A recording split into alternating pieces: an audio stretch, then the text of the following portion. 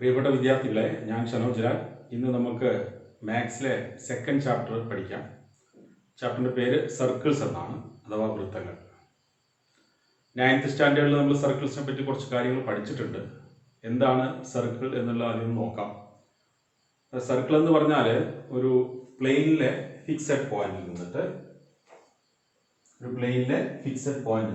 Equal ഡിസ്റ്റൻസിൽ കുറേ points ഉണ്ട് എന്ന് വിചാരിക്കും.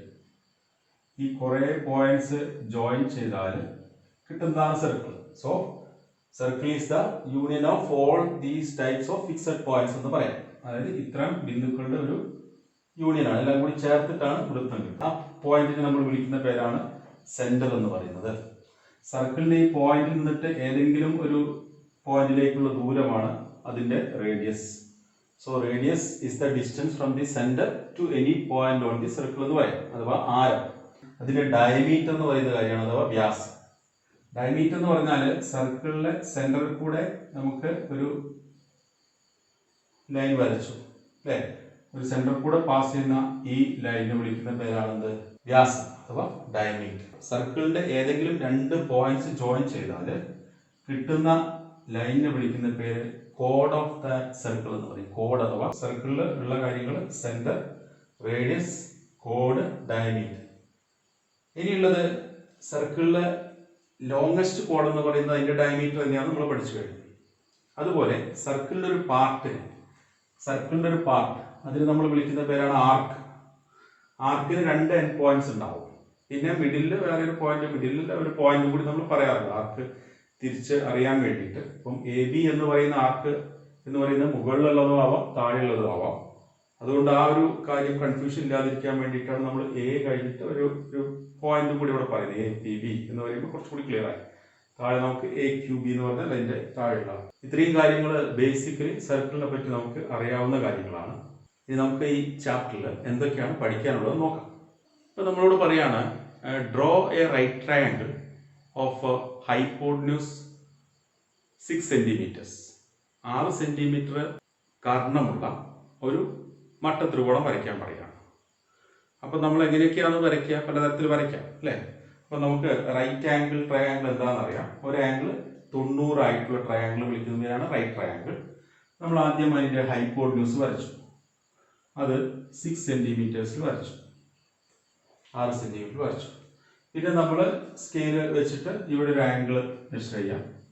സപ്പോസ് ഇത് 20 ഡിഗ്രി ആണെങ്കിൽ പ്രൊട്രാക്ട് വെച്ചിട്ട് ഇതിന്റെ ബാലൻസ് ആംഗിൾ 70 ഡിഗ്രി എടുത്ത് വരയ്ക്കുകയാണെങ്കിൽ നമുക്ക് ഇത് രണ്ടും കൂടി ജോയിൻ ചെയ്യുന്ന ഇവിടെ റൈറ്റ് ആംഗിൾ ആയിട്ട് റൈറ്റ് ട്രയാങ്കിൾ ഫോം ചെയ്യും. ഇങ്ങനെ നമുക്ക് റൈറ്റ് ട്രയാങ്കിൾ വരയ്ക്കാൻ പറ്റുന്നതാണ്. വേറെ എന്തൊക്കെ വഴികളുണ്ട്?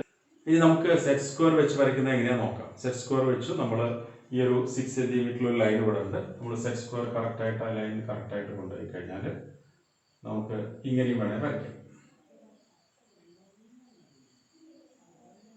സോ ഇങ്ങനെയും നമ്മൾ റൈറ്റ് ട്രയാങ്കിൾ വരയ്ക്കാൻ പറ്റും. സോ അങ്ങനെ നമുക്ക് വിവിധ രീതികളിൽ റൈറ്റ് ട്രയാങ്കിൾ ഫോം ചെയ്യുന്നതിന് പ്രയാസമില്ല.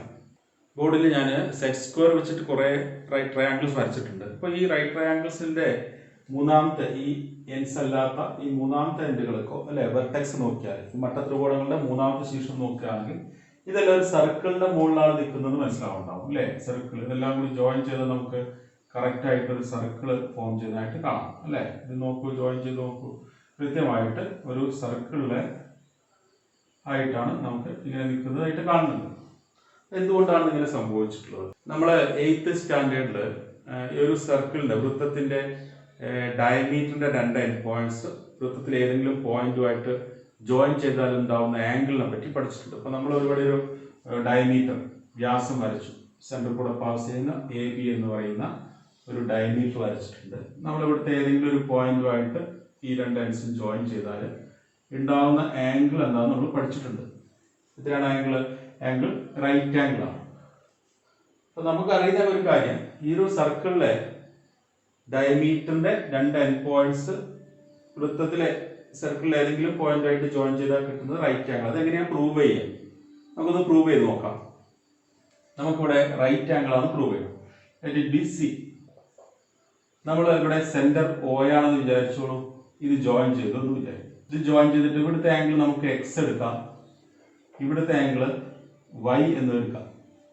അപ്പൊ നമുക്കിവിടെ കിട്ടിയിട്ടുള്ള രണ്ട് ട്രയാങ്കിൾസ്, രണ്ട് ത്രികോണങ്ങൾ കിട്ടിയിട്ടുണ്ട്. രണ്ടെണ്ണം എന്താണ്? ഐസോസെലസ് ട്രയാങ്കിൾസ് അഥവാ സമപാർശ്വ ത്രികോണങ്ങളാണ്. എന്തുകൊണ്ടാണ്? OA എന്ന് പറയുന്നതും OB എന്ന് പറയുന്നതും OC എന്ന് പറയുന്നതും റേഡിയസ് ആരങ്ങളായതുകൊണ്ട് തുല്യമായിരിക്കും. ഇത് രണ്ടും തുല്യമായതുകൊണ്ട് ഈ ആംഗിളും കറക്റ്റ് ആണ്, തുല്യമാണ്. അതുപോലെ ഈ ആംഗിളും ഈക്വൽ ആണ്. അപ്പോൾ ഒരു ട്രയാങ്കിളിൽ ഇപ്പം നമുക്ക് എത്ര ആംഗിൾസ് ആ ടോട്ടൽ ഉള്ളത്? വലിയ ട്രയാങ്കിൾ ABC എന്ന് പറയുന്ന ട്രയാങ്കിൾ എടുത്ത് നോക്കുകയാണെങ്കിൽ X Y ആഡ് ചെയ്താൽ 180 ഡിഗ്രി അല്ല കിട്ടുക. X Y എല്ലാം കൂടി കൂട്ടിയാൽ 180 കിട്ടും എന്ന് പറയുമ്പോൾ ഒരു ട്രയാങ്കിളിലെ എല്ലാ ആംഗിൾസും കൂടി ആഡ് ചെയ്ത് കഴിഞ്ഞാൽ ഇറ്റ് ഈസ് ഓൾവേസ് 180. അപ്പോൾ ഇത് എത്രയാണ് വരുന്നത്? 2x + 2y = 180. അവിടുന്ന് 2 കോമൺ ആയിട്ട് എടുത്താൽ x + y = 180 or x + y = 90. So ഇവിടെ ഈ രണ്ട് ആംഗിളും കൂടി ചേർത്തിട്ടുള്ള x + y എന്താണെന്ന് കിട്ടിയിട്ടുണ്ട്? 90 ആണെന്ന് കിട്ടിയിട്ടുണ്ട്. 90 എന്ന് പറഞ്ഞാൽ ഈ ആംഗിൾ എന്താണ്? ഇസ് എ റൈറ്റ് ആംഗിൾ അഥവാ മട്ട ത്രികോണമാണ്. അപ്പോൾ ഒരു സർക്കിളിലെ ഡയമീറ്ററിന്റെ എൻഡ് പോയിന്റുകൾ സർക്കിളിലെ ഏതോ എൻഡുമായിട്ട് ഏതോ ഒരു പോയിന്റുമായിട്ട് ജോയിൻ ചെയ്തു നമുക്ക് കിട്ടുന്ന ആംഗിൾസ് എപ്പോഴും റൈറ്റ് ആംഗിൾ ആണ്. ഇത് നമുക്ക് വേറെ തരത്തിൽ പറയാം. എന്താണ്?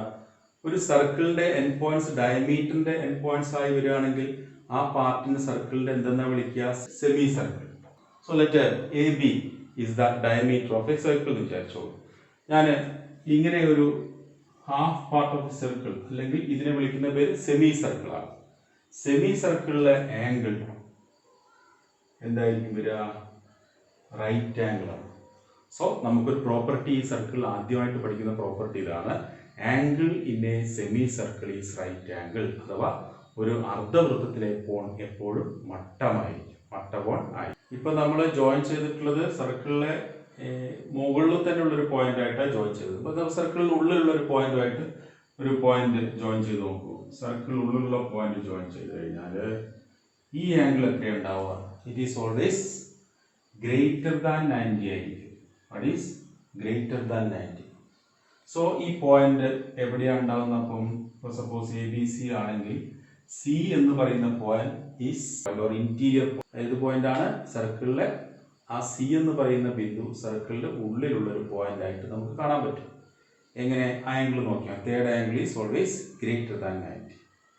And if we have another point, ഇവിടെ പുറത്തുള്ള പോയിന്റ് ആണെങ്കിൽ നമ്മളിത് ജോയിൻ ചെയ്താൽ ഇത് എപ്പോഴും എന്തായിരിക്കും? It is always less than 90 ആയിരിക്കും, 90-ൽ കുറവായിരിക്കും. അപ്പം സർക്കിളിലാണെങ്കിൽ എന്താണ് വരിക? സർക്കിളിലാണെങ്കിൽ എന്താ സംഭവിക്കുക? സർക്കിളിലെ പോയിന്റ് ആണെങ്കിൽ ഇറ്റ് ഈസ് ഓൾവേസ് 90 ഡിഗ്രി. സർക്കിളിലെ ഒരു ട്രയാങ്കിളിലെ 3 വെർട്ടിസസിലെ 2 വെർട്ടിസസ്, ഒരു ട്രയാങ്കിളിലെ 3 വെർട്ടിസസിലെ 2 വെർട്ടിസസ് എന്താണ്? ഡയമീറ്ററിന്റെ എൻഡ്സും മൂന്നാമത്തെ വെർട്ടെക്സ് സർക്കിളിലാണെങ്കിൽ ആ angle 90 degree.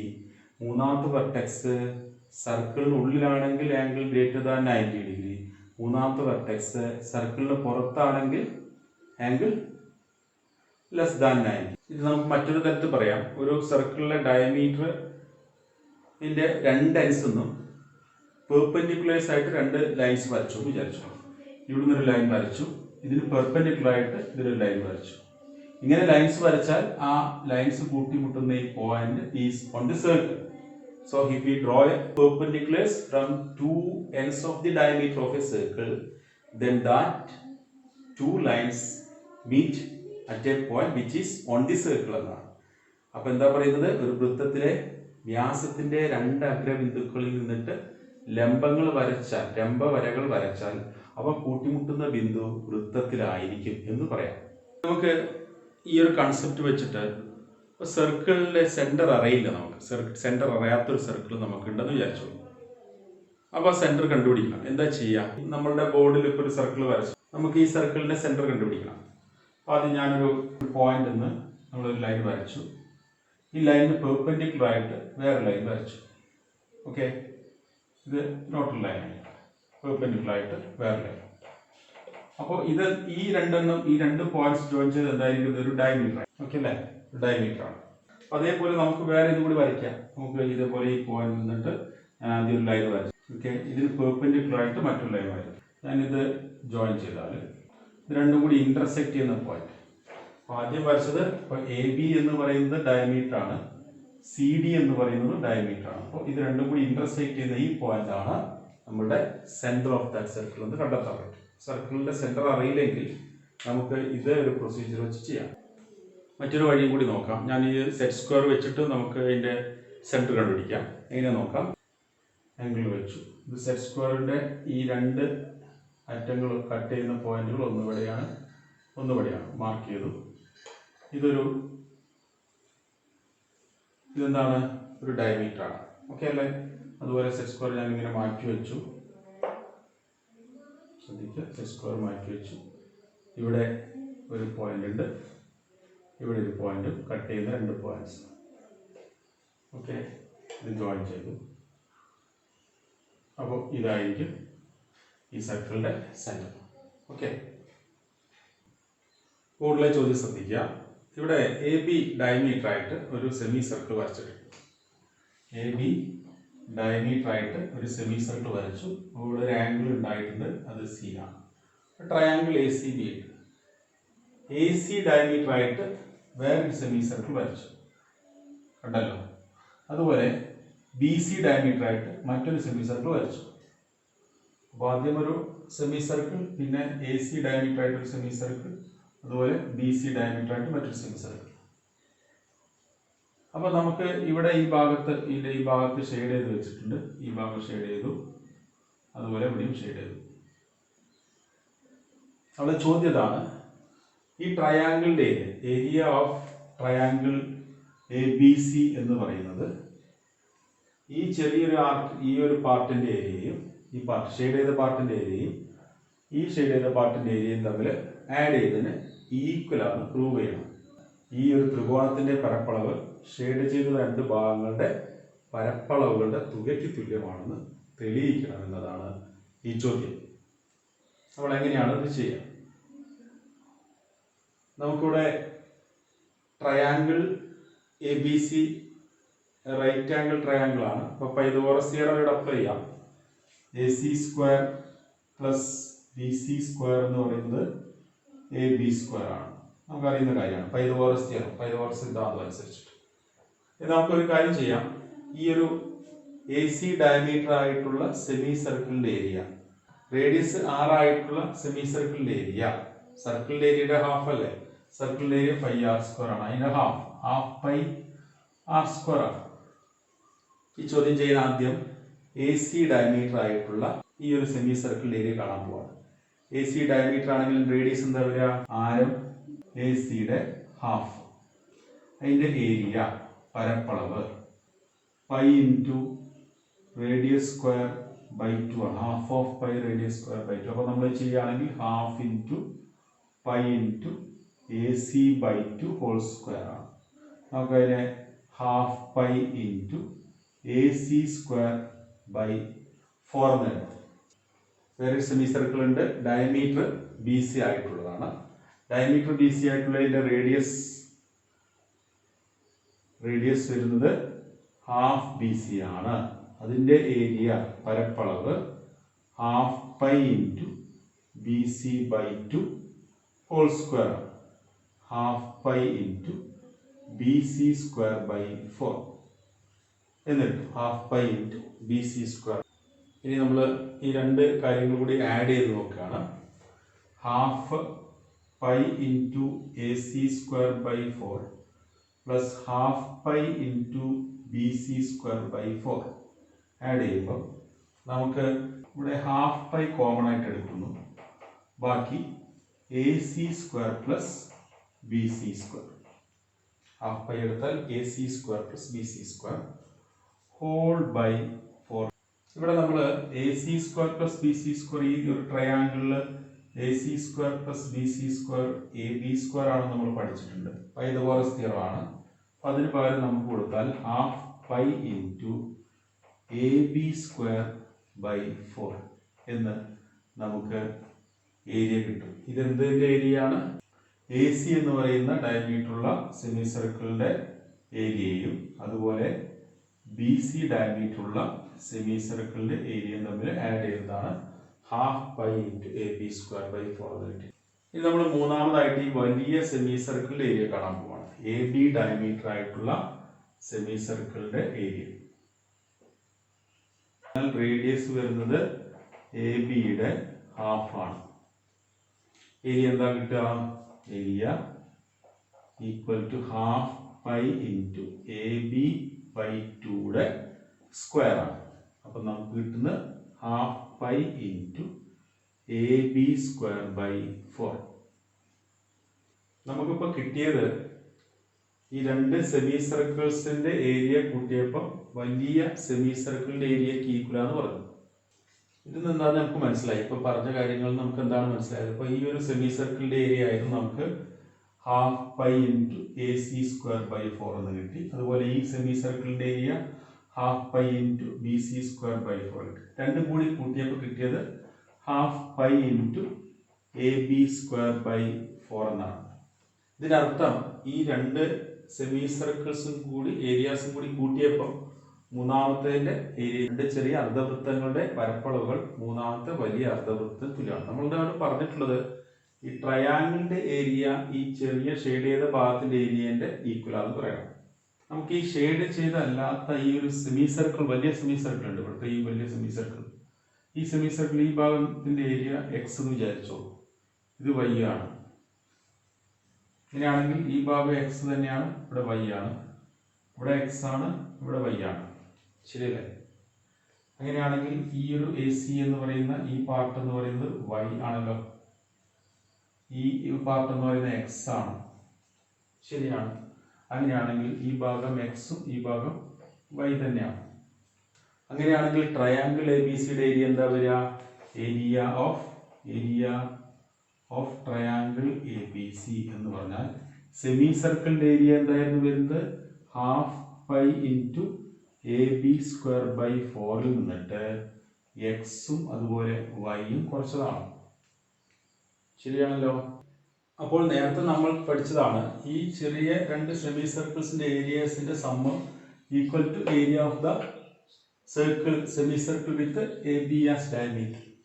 A C diameter ആയിട്ടുള്ള സെമി സർക്കിളിന്റെ ഏരിയ എന്തായിരുന്നു? Half pi into A C square by 4ഉം അതുപോലെ half pi into B C square by 4ഉം തമ്മിൽ ആഡ് ചെയ്യുമ്പോൾ നമ്മൾ നേരത്തെ പറഞ്ഞു ഇത് half pi into A B square by 4ന് ഈക്വൽ ആണെന്ന് പറഞ്ഞു. രണ്ടിന്റെ ഏരിയ നേരത്തെ പ്രൂവ് ചെയ്താണ്, മുമ്പേ പ്രൂവ് ചെയ്ത് കഴിഞ്ഞതാണ്. ഇവിടെ നോക്കൂ. അങ്ങനെയാണെങ്കിൽ ഈ ഷെയ്ഡ് ചെയ്ത ഭാഗത്തിന്റെ മാത്രം ഏരിയ കിട്ടാൻ വേണ്ടിയിട്ട് ഇതിന്റെ രണ്ടിന്റെ ടോട്ടൽ ഏരിയന്ന് ഈ എക്സും വൈയും സബ്ട്രാക്ട് ചെയ്താൽ പോരെ. അതായത് half pi A B square by 4 എന്ന് പറയുന്ന ഈ രണ്ട് സെമി സർക്കിൾസിന്റെയും ടോട്ടൽ ഏരിയന്ന് ഈ എക്സും ഈ വൈയും സബ്ട്രാക്ട് ചെയ്താൽ മതി. ഈ കാര്യം എന്താണ്? ഇത് നേരത്തെ നമ്മൾ പറഞ്ഞിട്ടുള്ള ട്രയാങ്കിൾ എ ബി സിന്റെ ഏരിയ നമ്മൾ കണ്ടു അല്ലെ? Will be equal to area of triangle A B C. ഇങ്ങനെയാണ് നമ്മൾ ഈ ചോദ്യം പ്രൂവ് ചെയ്തെടുക്കുന്നത്. ഇത് നമുക്ക് ഹോംവർക്കാണ്. ഹോംവർക്ക് 8 പേജ് നമ്പർ 42 and 43 1 മുതൽ 8 വരെയുള്ള ചോദ്യങ്ങൾ ചെയ്യാം. ഇതിന്റെ ആൻസർ അടുത്ത ക്ലാസ്സിൽ